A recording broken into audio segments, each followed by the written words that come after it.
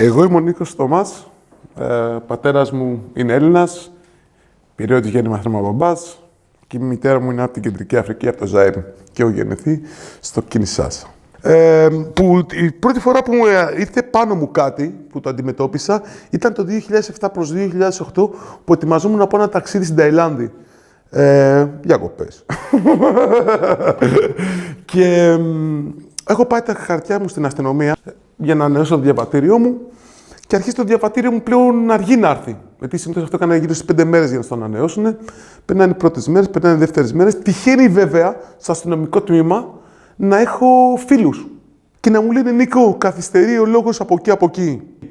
Άρχισα λίγο να φουντώνω, μιλάω με έναν πολύ κοντινό μου πρόσωπο και μου λέει Νίκο, κολλάει στο ότι προσπαθούν να συμψηφίσουν τα χαρτιά σου κατά πόσο Έλληνας είσαι. Τα νεύρα μου εκεί πέρα. Τα νεύρα μου. Φεύγω λοιπόν και με το που το μαθαίνω, ανεβαίνω με τη μία στα κεντρικά πάνω στην αστυνομία, πάνω στα κεντρικά. Φτάνω πάνω, ανεβαίνω πάνω στον τέταρτο όροφο, αν θυμάμαι καλά. Ανοίγει μια πόρτα τζαμένια, βγαίνει ένας Τζον Ράμπο στυλ μπερέ, όπλα στο γραφείο, λέω μάλλον, τι έγινε. Μου λέει ο Νίκος Θωμάς, λέω τι, ξέρω ότι υπάρχει ένα πρόβλημα με τα χαρτιά μου, στο ότι προσπαθείτε να τα συμψηφίσετε με τα χαρτιά μου στο Ζαΐρ. Αυτός με ρωτάει που το ξέρεις. Του λέω το ξέρω από εκεί. Γιατί πολύ απλά μου το είχαν πει και οι ίδιοι αστυνομικοί στον Πειραιά. Του λέω, αν προσπαθείς να τα συμψηφίσεις τα χαρτιά μου τα εδώ με τα εκεί, πρόβλημα. Γιατί πρώτα απ' όλα έχει εμφύλιος. Και ενώ προσπαθεί να τα συμψηφίσει, εγώ μπορώ να χάσω και το ταξίδι μου γιατί δεν μπορεί να τα συμψηφίσει. Αργότερα και φουντώνω βέβαια, γιατί με ρωτάει κάποια στιγμή, μου λέει ο πατέρας σου είναι Έλληνας. Του λέω φυσικά και είναι Έλληνας. Το 97 και το 95 υπηρέτησα του λέω σε ειδικές δυνάμεις. Τύχε να ήμουν ο πρώτος μαυρούλης, πες, Αφρο-Έλληνας που ήμουν εκπαιδευτής στις ειδικές δυνάμεις, στην Δευτέρα μοίρα λεξοτιστών. Του λέω, έχω ζήσει, του λέω, το 95 ζήσα η μία. Και το 97 ήμουν από τα 29 άτομα που επέλεξαν όταν άνοιξαν τα σύνορα της Αλβανίας να πάρουν πάλι τον Έλληνα τον πρέσβη. Και εμφανίζεται τώρα εσύ να μου αμφισβητήσεις την ελληνικότητά μου τη στιγμή που το Σύνταγμα της Ελλάδας σου λέει μεγάλε, άπαξ ο πατέρας σου είναι Έλληνας, είσαι Έλληνας.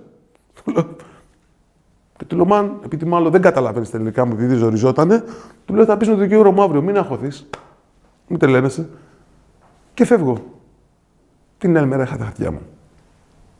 Και φυσικά πήγα Ταϊλάνδη.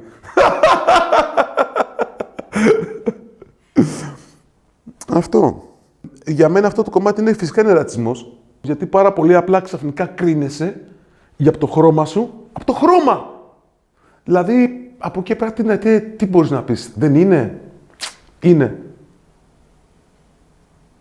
Εκεί είναι κρίμα πλέον το 2020 να είμαστε προσεχώς 21 και βάλε και να έχουμε μείνει σε κάποια στερεότυπα, να το πω, να έχουμε μείνει τόσα χρόνια πίσω και σε κάτι που το έχουν υιοθετήσει χωρίς να έχεις λόγο. Δηλαδή, κάποτε, ναι, κάποιοι το κάναν έτσι γιατί πάρα πολύ απλά θέλαν να φτιάξουν πύργους και κάστρα και τα λοιπά τζάμπα. Και έτσι ακριβώς είναι. Πάει αυτό. Τελείωσε. Πάει αυτό και κάποιοι το υιοθέτησαν και καλώς ή κακώς σε κάποιους το έχουν ποτίσει χωρίς να υπάρχει λόγος κιόλας.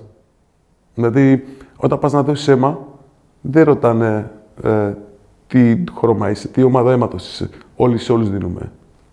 Δηλαδή, αυτό σιγά σιγά πρέπει να το καταλαβαίνουμε.